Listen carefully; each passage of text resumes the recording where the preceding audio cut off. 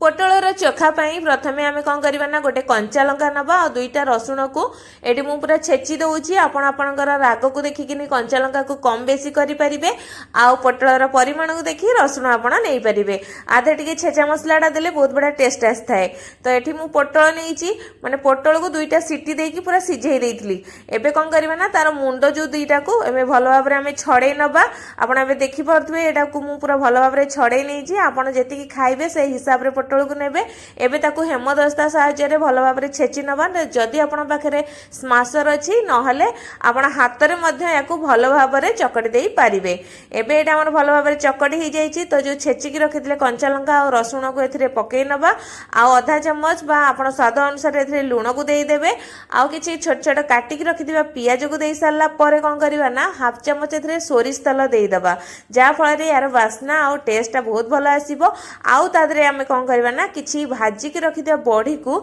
एमती हाथ में गुंड करके देदेबा तापर ये सब को आम भल भाव में मिक्स करनबा। तो आपण मैंने देखिपे आमर ए पूरा तैयारी पोटलर चोखा को आपण भर्ता कहींपारे। तो आपण या एमती फटाफट बनईकी भात सहित खातु आउ किपरि लागला आम कमेंट बॉक्स रे कमेंट करी निश्चय जणातु। धन्यवाद।